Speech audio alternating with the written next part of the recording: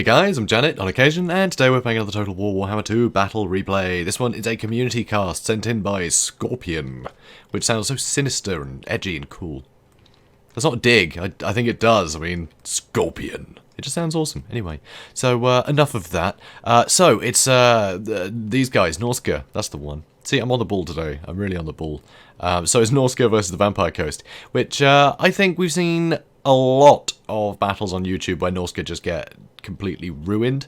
And, I mean, I played John Torn the other day, and yeah, he just got crushed as Norsca, because he was relying on Marauder Horsemen. And I don't think that's the way to do it. They just get killed by necrofexes in like 2 volleys. The whole unit's wiped out. It's pathetic. So my advice was bring javelins, and this guy has brought a ton of javelins. So it'll be great to see them in action. So here you can see he has a huge front line of a ton of marauders. So all these marauders have a triple gold chevron. So it's kind of like another recent fight we saw a load of dread spears and bleak swords with a load of chevrons, because you still want those shields, but you kind of want their stats to be a bit better. Right? So don't waste time spending so much money on berserkers that are just going to get gunned before they get to the front line. But if you spend more money on the marauders, then you have similar stats, but you have the added bonus of having shields. So it's an interesting way to augment a unit, pretty much. So I like that. So a ton of marauders here. So it's all marauders here, but there are marauder champions on the outskirts. And the beautiful thing with marauder champions is they look like marauders. It's very difficult to tell them apart at a glance.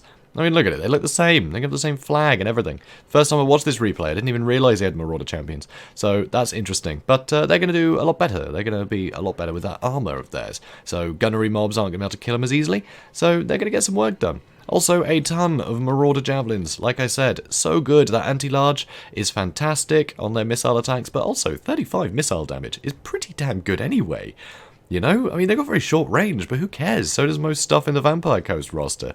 That's, you know, going to be a problem. Things like gunnery mobs and stuff. Because any single target damage on these guys, yeah, it might take out everything it, you know, lands near. But look how spread out they all are. So they're not going to take much spread damage from artillery. It's only really going to be the gunnery mobs that just have the weight of fire that can chew through them. So they don't need huge range. Also, you can see a Marauder Chieftain, so he's gone a bit cheaper with the Lord choice, but he's still got Fight or Die. He's still very useful there. I like him as a choice. I mean, a Chariot, I think, is more fun, but is risky against artillery, so probably not wise. But I would still bring the Chariot. That's just because I'm insane like that. Anyway, there is a Shaman Sorcerer of Fire. Brilliant choice. Absolutely excellent choice, because you've got your Flaming Sword of Ruin. That's it. That's the only spell you need to worry about. Burning Skull's kind of fun sometimes too. Can help if there's a big line set up. But when you've got a load of very low armoured units in the front line, yeah, you're probably best just to use the Flaming Sword of Ruin to augment the damage. I think a Burning Skull's a bit risky. Anyway, so his opponent here, you can see he has a ton of Sirens. One of them charging straight into magic damage, brilliant, and there's a Flaming Sword of Ruin, so these guys are going to melt straight away as soon as that happens. So there's also 4 Norscan Warhounds.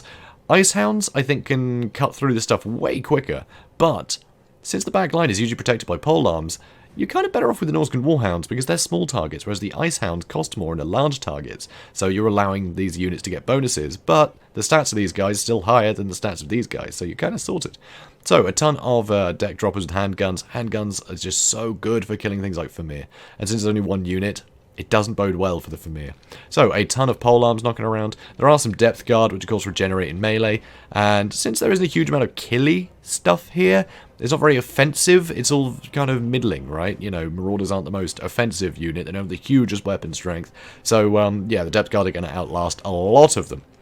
So, also over here you can see the Shade Wraith Gunners. Not a great position here. I think these guys should have deployed over here, because then it would have been running down the hill into a load of Shade Wraith Gunner fire. So these guys would have got more value initially. But there's also Noctilus. Noctilus is amazing. The huge amount of summons that he's got is ridiculous. And when Marauders have just terrible leadership, it's risky. It is risky. So, you know, a lot of summons all over the place is going to be bogging everything down, keeping Noctilus safe, and of course he has his own cannons that can blast things. He's already got 17 kills. Who knows on what? So, speeding things up.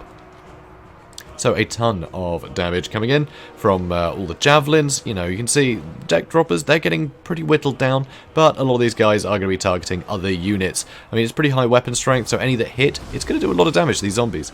So here, Flaming Sword of Ruin, and you'll see the Sirens they just melt. They're just going to melt. Look at this, already crumbling. is ludicrous. It is absolutely ludicrous. Just such a risk bringing Sirens, I think. So, yeah, if you want to try and do that, it's risky. I wouldn't recommend it. So, one thing definitely in Norsca's favour here. So you can see another unit has been summoned as the gunnery mobs, but they didn't actually get a time to shoot at anything. They're already wrapped up in melee. And these Marauders will do pretty well with all those chevrons. I mean, 41 and 39 are pretty good combat stats. So here you can see all of the Norscan Warhounds charging to the back line into these Shade Wraith Gunners. And there is nearby terror. There are some zombies that are about to charge them in the back. They will terrify very quickly with Noctilus nearby. But they get some great damage into the Shade Wraith Gunners. But just imagine if these guys had been hit by the Flaming Sword of Ruin. That would have been incredible. That would have been so good. They would have completely cleared up those Shade Wraith Gunners by now. So it's a real pity, but they've both terrified away, so they're running. More units are coming back in, though. The Marauder Chieftain is happy fighting these guys. Marauder Champions are happy fighting all of this. Similar situations over here. It's just very good for Norsca right now. So another Fireball coming in. That's the second one to hit Noctilus. But frankly, I don't think you need to waste the time using your Wind's Magic on Fireballs. Noctilus is going to heal up until you've got some other stuff attacking him. It's never going to make the difference, I find. The Javelins, if they can start throwing Javelins at him, it's going to do a remarkable amount of damage. But right now, these handgunners still have plenty of ammunition, so it's worth killing some of these guys. But they've got a lot of models. Still got a lot of models. But it's not a bad call. Here, though, polearms, they're running forwards, and that's going to boggle this stuff down. So it's a real nuisance here. And now the Shade Wraith Gunners are actually in a position to fire. They are just completely melting these Famir Warriors. The Famir Warriors are not meant to get shot at by a unit like this. It's pretty bad. So yeah, every shot is hitting. It is doing a tremendous amount of work. All the handgunners are firing into them too. Like I said, the handgunners will get some great work done. And it's happening. So here we're going to see a load of hounds charging into this stuff, making sure this stuff gets bogged down. You don't want the handguns online any longer. They're a real nuisance. So yeah, rip them to shreds with hounds. That's the way to do it. And here we see the Flaming Sword of Ruin. Now I think this is a waste. Put it on these two, march them forwards, and have some javelins thrown into these Shade Wraith Gunners. They get wiped out so quickly. Because these are not worth the time. These are not worth the added bonus damage from the Flaming Sword of Ruin. So I think that's a real pity. I think that's a waste. I think there's a couple of things he could do differently with the spells here to just help himself along. Here they can see the Depth Guard are super, super damaged. They have not been doing so great. 127 kills though. You know what? Maybe they're doing alright. So here, another Wraithstorm coming in from Noctilus, doing a lot of work to the Shaman Sorcerer. Never ideal. And a load of units are coming back, eventually. The Chieftain, still just fighting fodder, really. He's not fighting anything too valuable, so he's not really a huge risk yet. So it's not too much of a problem, leaving him be for now. You know, things like the Famir, that are just smashing stuff, yeah, go for them first. And you see the handguns are still going for them. And the Depth Guard have managed to get into the back. They're fighting Marauders, so again, they're able to heal through a lot of this. But a load more Javelin fire coming in, helping, well, drop some of these deck droppers, I suppose. So anyway, but these Shade Wraith Gunners are doing a tremendous job. I mean, sure, it doesn't look like they're getting a huge amount of kills, but they're getting a lot of value. They are getting a lot of value. They really affect leadership. So having these guys online when you have an army of Marauders is really tough to deal with. And these deck droppers still just chasing things around. Oh, that's just a normal one. And the other two are handguns though, right? Yeah, 2 handguns, 1 normal. Fair enough. So here you can see the hounds are coming in again, help finish these guys off. These Marauder Champions, amazingly, have taken a huge amount of damage from just polearms. You know, the anti-large doesn't help, but the anti-armor certainly does. And now everybody is shooting at the Marauder Chieftain, who is just melting under this fire. But still a huge amount of strength here, a huge amount of damage potential with all of these javelins. So there's still potential, and not a huge amount of fodder left. Not a huge amount of fodder. The Vampire Coast are running out of units to put, you know, as roadblocks for all this stuff. So they're taking a huge amount of damage. And here's some Javelins into the Depth Guard. They are being Invocation and Hexed, but they're very near the healing cap. So it's not too bad. Another Fireball coming in, hitting Noctilus. And, yep, the Chieftain is out of here. There's no way he's coming back. But Marauder Champions, they're still going with help of the Hounds. They're shutting down these, nope. These zombie pirate gunnery mobs with handguns pretty well. So, not bad, not bad. Javelin's trying to come back in, but this is what I mean. The gunnery mobs are great for dealing with units like the Javelins, but that's about it. So when it's a very cheap unit like that, that usually will get wiped out in the front line very quickly by basic things like Marauders, you're pretty safe with Javelins. But with all the summons that Noctilus has, he's going to be overcasting Drowned Dead and Marine gunnery mobs a lot, and they're going to be great for polishing off these kinds of units. So you see a lot of them are starting to suffer, a lot of them are taking a lot of damage, which is pretty rough. But the problem is here, there's very few units left. for the Vampire Coast, but there's very few left for Norsca. No Lord, so that's out of the question too. Here, there's some Marauder Champions. These guys can afford to charge in, and they need to. They really need to. And at this point, I think just get all the Javelins on Noctilus. He just takes so much damage from all the Javelin fire. You want to get on top of him. Noctilus on the Necrophax Colossus doesn't have a huge amount of armor. 75 isn't really going to... I don't know, it's not going to shrug off all the damage, right? It's only 75, so you're going to take a lot of damage. And with that anti-large bonus, as well as pretty good weapon strength anyway, a lot is going to apply. And he is going to melt under all of this fire. Look how many Javelins there are.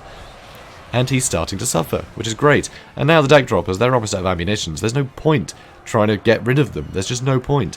They're totally... Hang on, they're not actually being shot at, are they? No, they're not. But yeah, no point attacking the deck droppers anymore. They're out, right? They're just not worth your time. Nope, use all these Javelins on Noctilus while you have the chance. Because he's used a lot of magic himself, so you may as well. Also here, the Shade Wraith Gunners are finally almost offline, but with the leadership debuffs, they're able to do so much to these Marauders. But they're out. They're out. So that is amazing. And here, yep, this is a mistake. Don't shoot them. Don't shoot these guys. There's no point. They are done. Their use has been outgrown. Just go for Noctilus.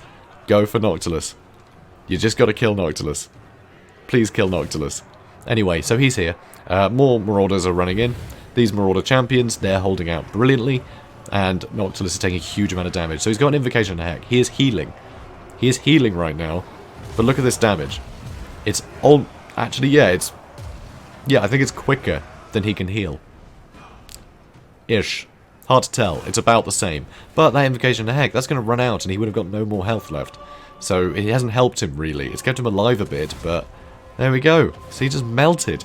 So Javelins. Javelins will mess up someone like Noctilus. So I think it's definitely worth bringing a ton of Javelins. And, yeah.